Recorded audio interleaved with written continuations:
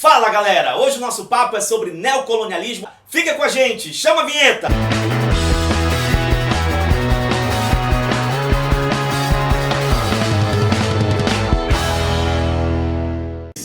Neocolonialismo, imperialismo do século XIX. O que está acontecendo no século XIX que a gente vai chamar de neocolonialismo? No século XIX nós temos um processo de dominação de algumas potências que agora são emergentes, nessa questão industrial, e outras já nem tão emergentes assim, por áreas de domínio. E essas áreas de domínio, elas vão se voltar no século XIX para a África e para a Ásia. Diferente daquela colonização que foi desenvolvida no século XVI, que a gente sabe que se voltou para a América.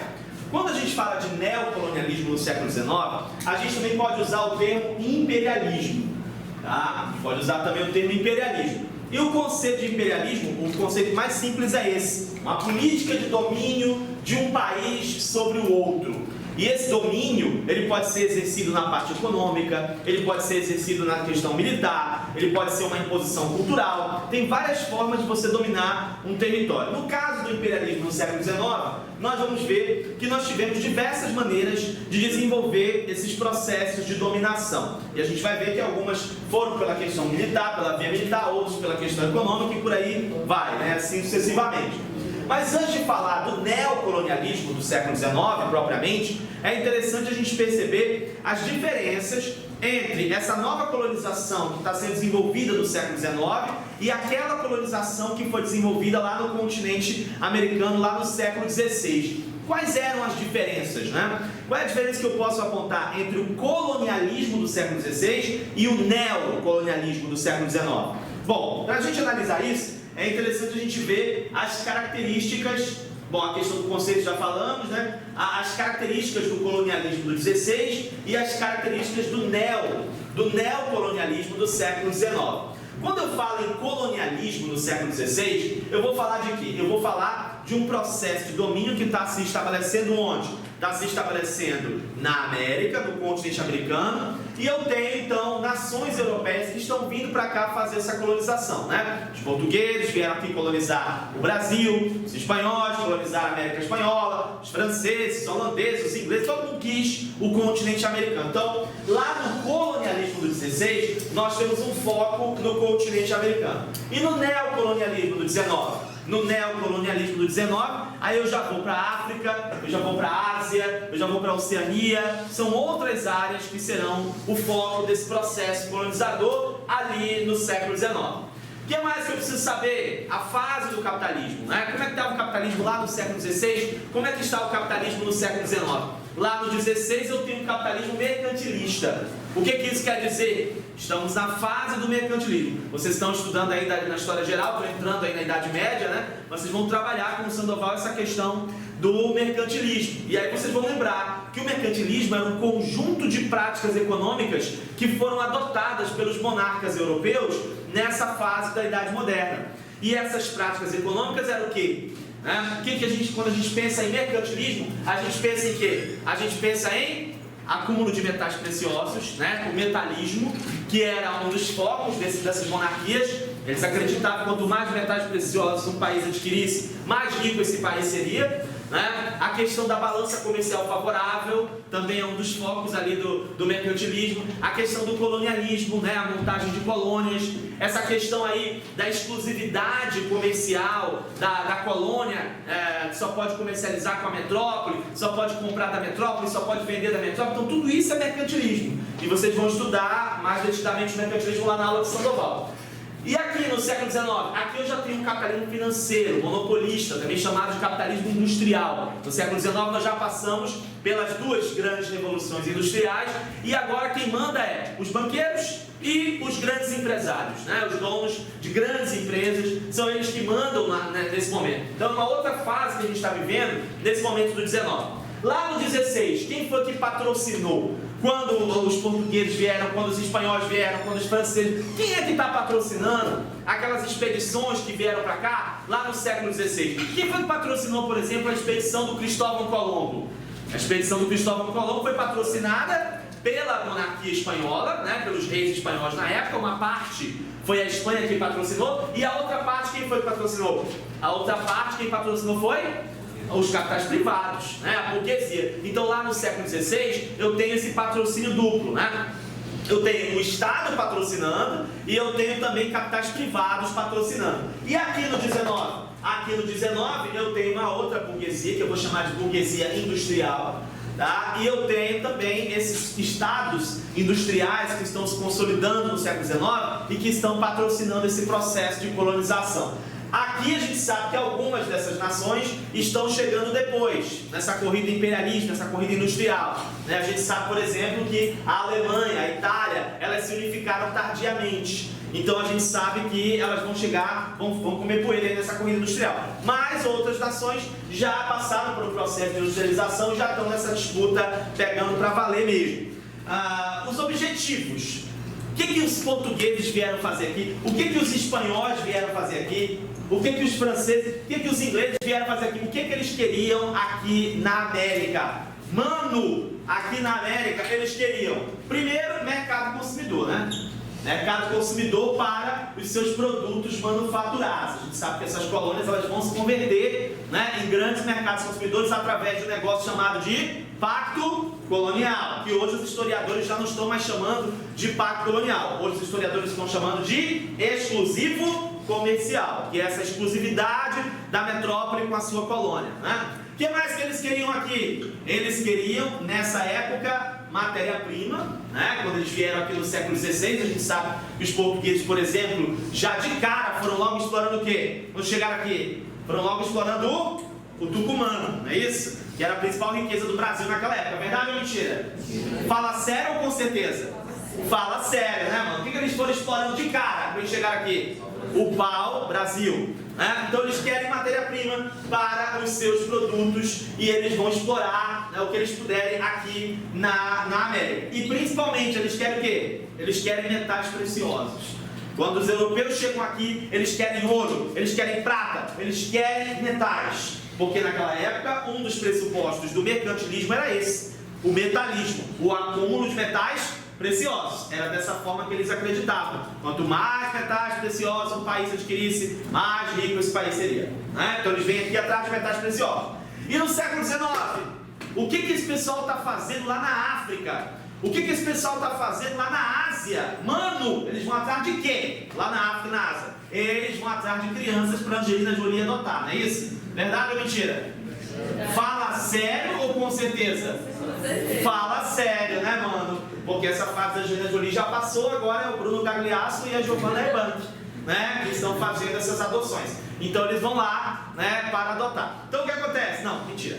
Eles vão lá na África atrás de, primeiro, mercado consumidor. São produtos, são países industriais, né, que precisam de mercado consumidor para os seus produtos. O que mais? Eles querem matéria-prima. Essa matéria-prima agora é o quê? A matéria-prima para essa produção industrial. Eu preciso de carvão, eu preciso de ferro, eu preciso de petróleo, eu preciso de metais diversos. Então eu vou precisar de matéria-prima para essa produção industrial. Eu também vou querer o quê? Eu também vou querer umas áreas, né, para poder investir o capital excedente.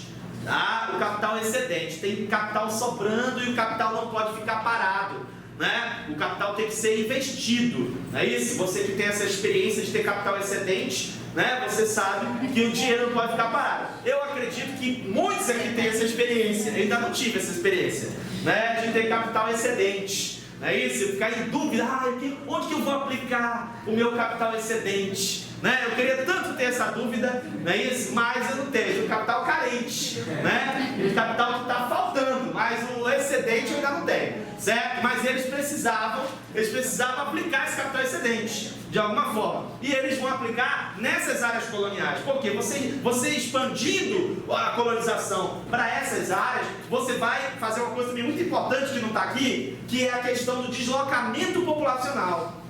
É um momento em que a Europa está inchada, né? A população europeia cresceu e eles querem deslocar contingentes populacionais para essas áreas coloniais. E aí você deslocando esses contingentes populacionais, você vai desinchar, né? A Europa vai jogar essa galera para outras áreas e nessas outras áreas você vai estabelecer tributos, você vai estabelecer impostos. E esses impostos que essas pessoas vão pagar nessas áreas coloniais, essas divisas vêm para onde? vêm para o país colonizador e vão ajudar também a investir em exército, a consolidar o país enquanto potência e tudo mais. Então, por isso é interessante esse processo colonizador agora no século XIX na Ásia e na África. Muito bem, e a ideologia?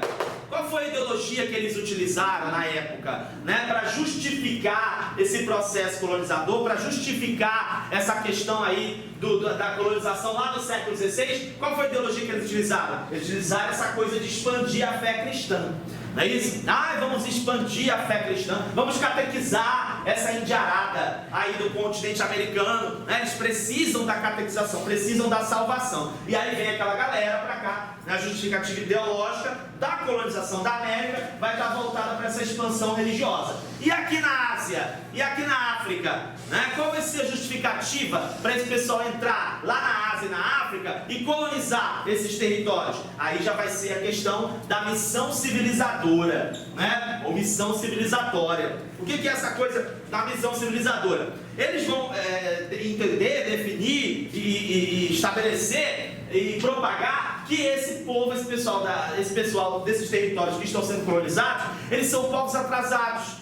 Eles são povos que precisam do progresso, da civilização. E essa colonização é um favor que a gente está fazendo para eles, né? A gente está levando a civilização para esse pessoal, né? Vão reclamar de quê? Né? Está levando o progresso, são povos atrasados, né? Então nós temos o que eles chamam, o autor da época vai chamar de o fardo do homem branco, né? Que é o quê? Que é esse desafio de você levar a civilização, a luz, o progresso para esses povos. A gente vai ver isso claramente nas charges da época, a gente vai ver isso com muito detalhe nessa parte. Então, existe essa questão toda ideológica que vai servir como pano de fundo para esse processo colonizador.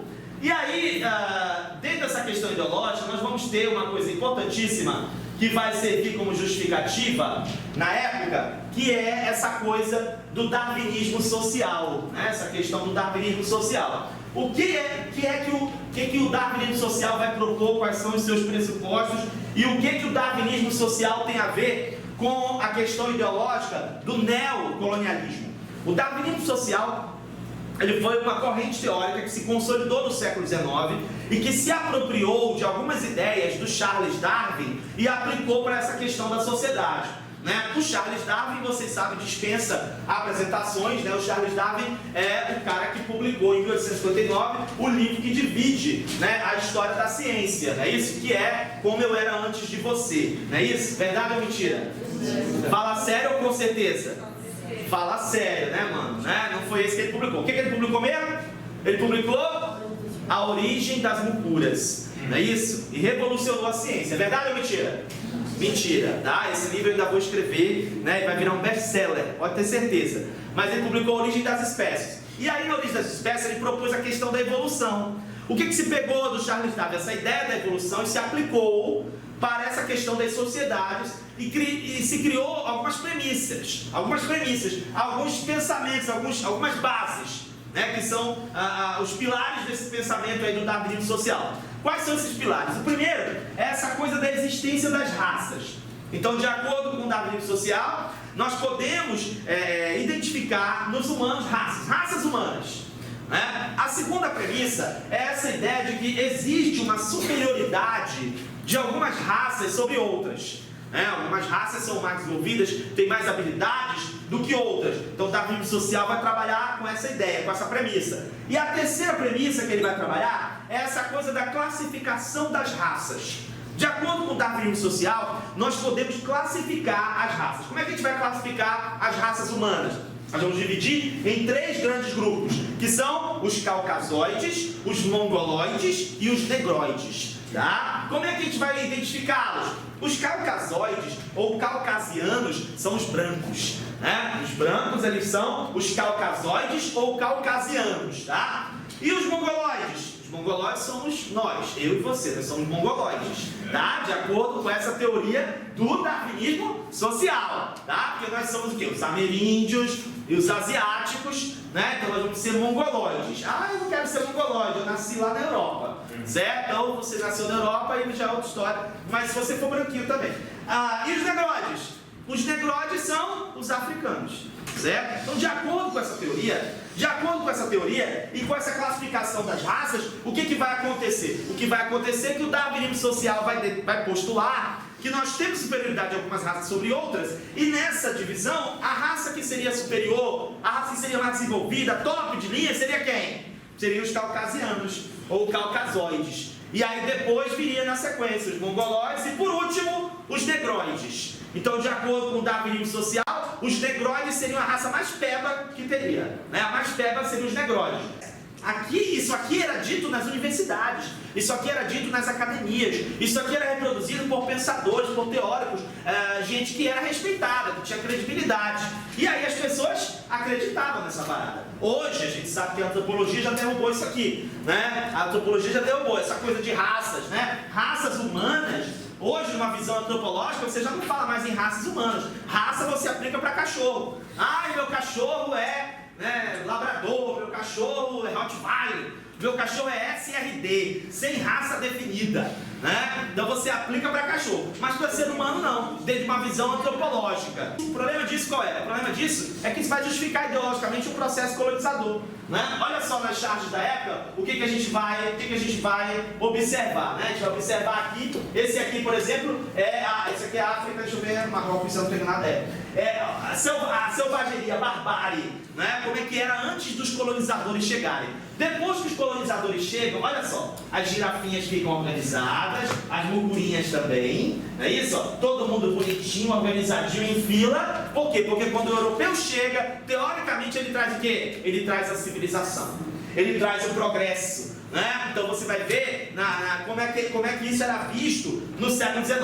Esse outro aqui é o Marrocos, né? Esse aqui é o Marrocos e a França chegando, né? O pessoal do Marrocos na escuridão, né? Todo mundo na escuridão, e a França trazendo a luz, né? A luz para esses povos atrasados. É dessa forma que eles viam no século XIX esse processo colonizador. Quer assistir a continuação dessa aula? Então vem para o nosso site www.historiainloco.com.br. Aqui no nosso site você vai encontrar o restante da aula e mais uma lista de exercícios para você treinar, além de um vídeo comentando cada uma das respostas. É muita coisa boa que está aqui te esperando. Tem história geral, tem história do Brasil, história da Amazônia, história para concursos, tem muita coisa boa. Vem para cá, digita www.historiainloco.com.br, o site que trabalha para fazer você gabaritar história. Tô te esperando, até a próxima, tchau!